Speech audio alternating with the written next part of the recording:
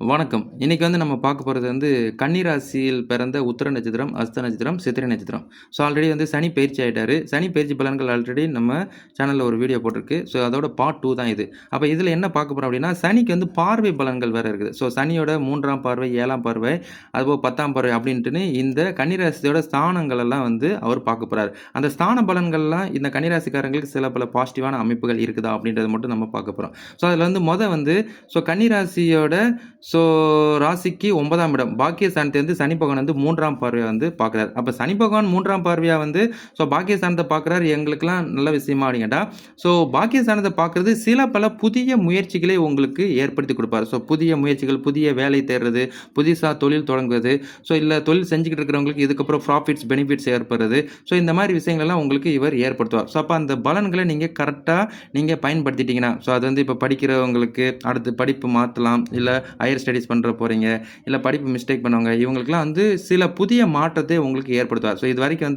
சில பல தடங்கள், இதுக்கப்புறம் உங்களுக்கு எந்த வித பை மிஸ்டேக்ஸும் இருக்காது. அதுபோக மேஜராக கடன் அடையுமா, எங்களுக்கு இன்கம் பேசஸ் நல்லா வருமா, பண வரவுகள் இருக்கா அப்படின்ற ஒரு கேள்விக்கும் இந்த சனி பகவான் பாக்கியஸ்தானத்தை பார்க்கறதுனால இதுக்கப்புறம் உங்களோட வேலைகளில் ஒரு உன்னதம், ஸோ நீங்கள் ஸோ கண்ணு கருத்துமாக வேலை செய்கிறது, அதுக்குரிய பெனிஃபிட்ஸ் ப்ராஃபிட்ஸ் எடுக்கிறது, போஸ்டிங் ப்ரொமோஷன் அடிக்கிறது, இந்த மாதிரி விஷயங்கள்லாம் உங்களுக்கு இவர் ஏற்படுத்துவார் அப்படின்றத நினைவில் வச்சுக்கோங்க.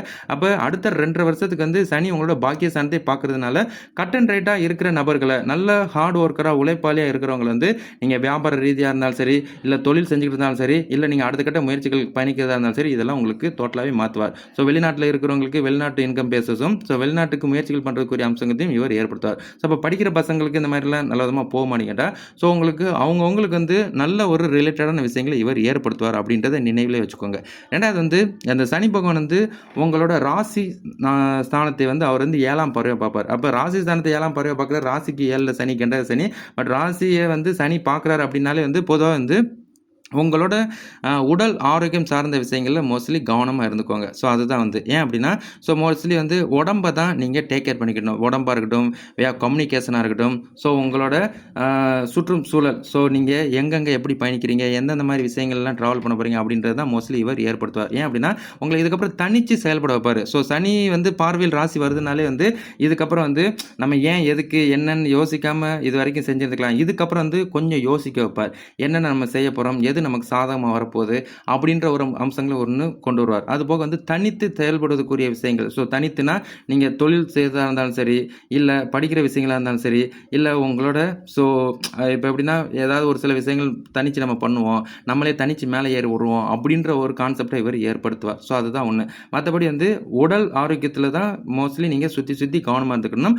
அதுபோக கூட்டு முயற்சிகள் அதிலெல்லாம் செய்யும் போது கவனமாக இருந்துக்கோங்க. ஏன்னா கூட்டு முயற்சிகள்லாம் ஒத்து வராது. இப்போ நீங்கள் கூட்டுனா ஸோ ஒரு நம்ம சேர்ந்து செய்வோம், நண்பர்களாக இருக்கிறோம், இல்லைன்னா சொந்த பந்தங்களாக இருக்கிறோம் அப்படின்ற ஒரு கோட்டுக்குள்ளே நீங்கள் வர முடியாது. ஸோ அதனால் மோஸ்ட்லி கவனமாக இருந்துக்கோங்க. ஏன்னா ராசி ஸ்தானத்தை சனி பார்க்குறதுனால ஸோ எப்படின்னா சனி பார்வையில் நீங்கள் சாலிடாக இருக்கிறீங்கன்னு அர்த்தம். தப்பு இல்லை 2ஆம் நம்பர் பிஸ்னஸோ தேவையில்லாத விஷயங்கள்லாம் நீங்கள் இன்வால்வ் ஆகாமல் இருக்கணும். அதே மாதிரி உடம்பை கெடுப்பதற்குரிய விஷயங்கள்லாம் நீங்கள் எதுவுமே பயன்படுத்தாமல் இருக்கணும். ஸோ உடம்பு இதனால் கெட்டு போகுது அப்படின்னு மட்டும் தெரிஞ்சுக்கிடுச்சுன்னா நீங்கள் அதுலேருந்து அதை ஸ்டாப் பண்ணிவிட்டு அடுத்த 2.5 வருஷத்துக்கு நீங்கள் கவனமாக செயல்படுறது நல்லது அப்படின்றத நினைவில் வச்சுக்கோங்க. அப்போ சனி உங்களுக்கு இதுக்கப்புறம் நல்ல ஒரு அமைப்புகளை ஏற்படுத்துவாங்க கேட்டால் சனி உங்களை பேலன்ஸ் பண்ணுவார். ஸோ அதுதான் ஒரு பாசிட்டிவாக இருக்குதுன்றதை நினைவில் வச்சுக்கோங்க. மற்றபடி சனி கெட்டவரான்னு கேட்டால் இப்போ கெட்டது பண்ணுறவங்களுக்கு இவர் கெட்டவராகவே இருப்பார் அப்படின்றத மட்டும் நினைவில் வச்சுக்கோங்க. சரிங்களா? ஸோ மற்றபடி சனி உங்களோட ஸோ சுகஸ்தானம், ஸோ ராசிக்கு 4ஆம் இடமான சுகஸ்தானத்தை சனி 10ஆம் பார்வையாக பார்ப்பார். ஸோ சனி 10ஆம் பார்வையாக ஸோ இந்த ஸ்தானத்தை பார்க்குறது உங்களுக்கு பாசிட்டிவாக கேட்டால் உங்களுக்கு இப்போ அம்மா இதெல்லாம் இருக்கிறாங்க, அம்மா ரிலேட்டடான விஷயங்கள்ல இப்போ அம்மா இருக்கிறவங்களும் இருப்பாங்க, இல்லாதவங்க இருப்பாங்க, இந்த மாதிரி விஷயங்கள்லாம் டேக் கேர் பண்ணிக்கோங்க. அம்மாவோட உடல் ஆரோக்கியத்திலையும் உங்களோட உடல் ஆரோக்கியத்திலும் டேக் கேர் பண்ணிக்கோங்க. ஒன்று உங்களுக்கு வந்தால் அம்மாவுக்கு இருக்காது, அம்மாவுக்கு வந்தால் உங்களுக்கு இருக்காது. ஸோ இந்த மாதிரி விஷயங்கள் இருக்கும். அதே மாதிரி அலைச்சல் இருக்கும். ஸோ எப்படின்னா ஒரு வேலையை அங்கிட்டு போகிற மாதிரி இருக்கும், இங்கே வீட்டில் ஏதாவது பிரச்சனை அப்படின்ற மாதிரி ஒரு விஷயங்களுக்கு ஏற்படுத்துவார். ஸோ அதை மட்டும் நீங்கள் டேக் கேர் பண்ணிக்கோங்க.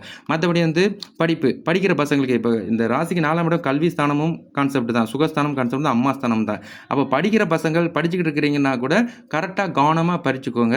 ஸோ எப்படின்னா எதையுமே மனப்பாடம் பண்ணாமல் புரிந்து படிக்கிறது நல்லது அப்படின்றத நினைவில் வச்சுக்கோங்க. ஏன் அப்படின்னா உங்களுக்கு காரணம் வந்து இந்த புரிதல் வந்து இம்பார்ட்டன்ட். ஸோ நீங்க மனப்பாடம் பண்ணீங்கன்னா, எக்ஸாம் விஷயங்களெல்லாம் நீங்க மோஸ்ட்லி இதாயிருவீங்க. மத்தபடி வந்து மற்ற விஷயங்கள்லாம் வந்து உங்களுக்கு சாதகமா வருமா அப்படின்னு கேட்டா, ஸோ நீங்க செய்யப்போற விஷயங்கள் இப்ப என்னன்னா புதுசா ஏதாவது ஒரு முயற்சிகள் எடுக்கிறீங்கன்னா, அந்த முயற்சிகள் சார்ந்த விஷயங்கள்லாம் உங்களுக்கு சாதகமா இருக்கும்.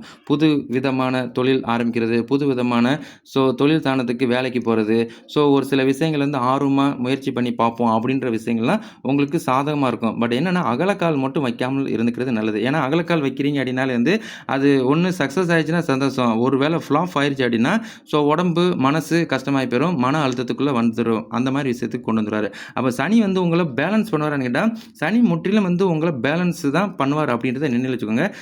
நீங்க ஹார்ட் ஒர்க் பண்ணும்போது, நீங்க தேவையில்லாத விஷயங்கள்ல இன்வால்வ் ஆகாமல் இருக்கும்போது, உங்கள பேலன்ஸ் பண்ணி கொண்டு வந்துகிட்டே இருப்பாரு. மத்தபடி வந்து இந்த கோர்ட்டு கேஸ் வம்பளுக்கு ஓடிக்கிட்டு இருந்தா கூட, உங்களுக்கு சாதகமான முடிவுகள் வரதுக்குரிய அம்சங்களையும் இவர் ஏற்படுத்துவாரு. மத்தபடி உடம்பு தான் சுத்தி சுத்தி உடம்பு தான். சுகஸ்தானத்தையும் சனி பார்க்குறாரு, ராசி ஸ்தானத்தையும் சனி பார்க்குறாரு.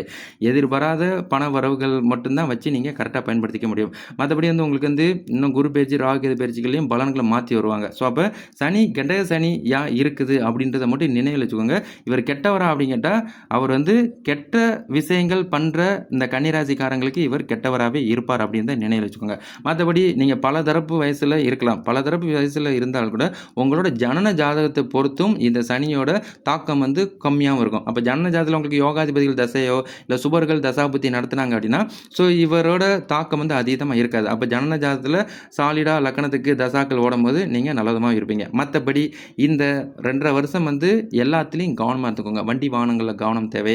அதீதமான கடனை இழுத்து வச்சிடாதீங்க. கடன் சார்ந்த விஷயங்கள மாட்டிக்கிடாதீங்க. எந்த ஒரு விஷயம் செய்யறதாலும் 10 தடவைக்கு யோசிச்சுட்டு இது ஓகே அப்படின்னா அதுக்கப்புறம் செய்வது நல்லது. மத்தபடி உங்களுக்கு மற்ற கிரகங்களோட பயிற்சிகளையும் பொறுத்து பலன்கள் மாறும் அப்படின்றத நினைவிலே வச்சுக்கோங்க. சரிங்களா?